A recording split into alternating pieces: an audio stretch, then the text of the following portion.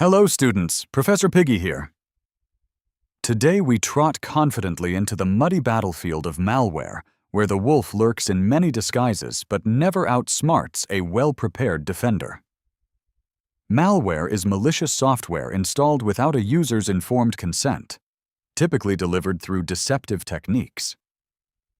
Infected systems often exhibit symptoms such as degraded performance, unexpected processes, unauthorized email transmission, or random reboots. It is important for your exam precision to understand that malware is a broad category, while a virus is a specific type within that category. Malware includes viruses, worms, logic bombs, Trojans, ransomware, rootkits, spyware, and additional variants.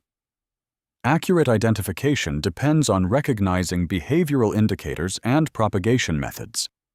When you can distinguish these traits, you deny the wolf the element of surprise. A virus is malicious code that attaches itself to a host application and executes when that application runs. The defining characteristic is that it requires user action or host execution to activate. Once active, the virus attempts to replicate by infecting additional host files before delivering its payload. Payloads may delete files, create backdoors, join botnets, or otherwise compromise system integrity. Worms differ from viruses in a critical way that exam questions love to test. A worm is self-replicating malware that spreads across networks without requiring a host application or user interaction. Worms often reside in memory and use network transport protocols to propagate automatically. Their rapid replication consumes bandwidth and system resources, sometimes slowing networks to a crawl. A logic bomb is malicious code embedded within an application or script that triggers in response to a specific event. The event may be a date, time, or action, such as launching a program or removing a user account from payroll. The defining feature is conditional execution based on a predefined trigger. When that condition is met, the payload activates and performs its malicious function. A Trojan, also known as a Trojan Horse, is malware disguised as legitimate or beneficial software. Users are tricked into installing it because it appears useful, such as a game, utility, or pirated application. Unlike a virus or worm, a Trojan does not self-replicate. Its primary function is to deliver a malicious payload, often installing a backdoor for unauthorized remote access.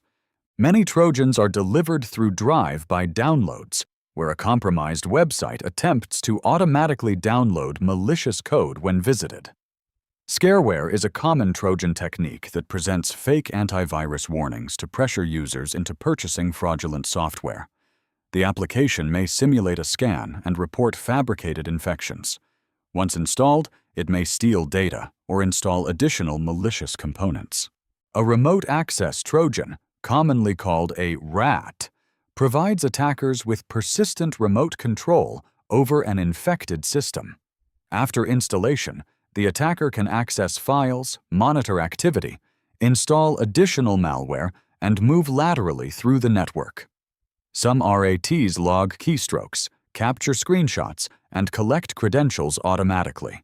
This enables the wolf to expand his foothold unless strong controls and monitoring are in place. Keyloggers specifically capture a user's keystrokes and store them in a file for later retrieval or automatic transmission. Software keyloggers operate at the operating system level, while hardware keyloggers can be physically inserted between a keyboard and computer. The captured data often includes usernames and passwords. Multi-factor authentication mitigates this threat because stolen passwords alone are insufficient for access. Spyware is software installed without informed consent that monitors user activity and transmits collected information to a third party. It may alter browser settings, redirect searches, or install additional components. Privacy-invasive spyware focuses on harvesting sensitive data, such as financial information or credentials. This represents a direct loss of confidentiality and can lead to identity theft or financial fraud. A rootkit is a program or collection of tools designed to provide administrative or kernel-level access, while concealing its presence. Rootkits modify system processes, files, or registry settings to avoid detection. They frequently use hooking techniques to intercept system calls and prevent security tools from seeing malicious activity. Because of their deep integration into the operating system, rootkits are notoriously difficult to detect and remove. Ransomware is malicious software that encrypts data or locks systems to deny access to legitimate users. The attacker demands payment in exchange for a decryption key, often threatening permanent data loss if payment is not made. Modern ransomware campaigns increasingly target organizations, including hospitals and municipalities. Paying the ransom does not guarantee data recovery, as attackers may fail to provide a functional key. Bloatware refers to unwanted programs that may be bundled with legitimate software installations. While some bloatware is merely intrusive advertising software, other instances may include malicious components such as browser hijackers or spyware.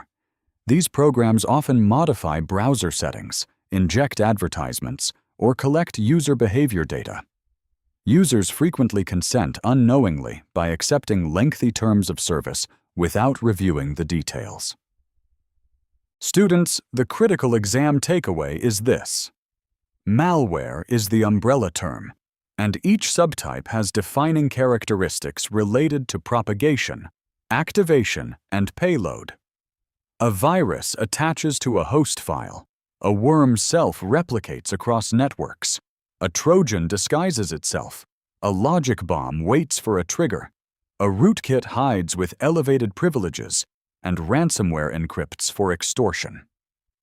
When you recognize these distinctions, the wolf's tricks lose their bite, and your defenses grow strong and steady. Keep studying with discipline and clarity, because mastery of definitions wins exams and protects real networks in the field. The world needs cybersecurity professionals who can spot the difference between a worm's rapid spread and a Trojan's deceptive disguise. If this lesson helped you strengthen your defenses, be sure to like and subscribe. Oink.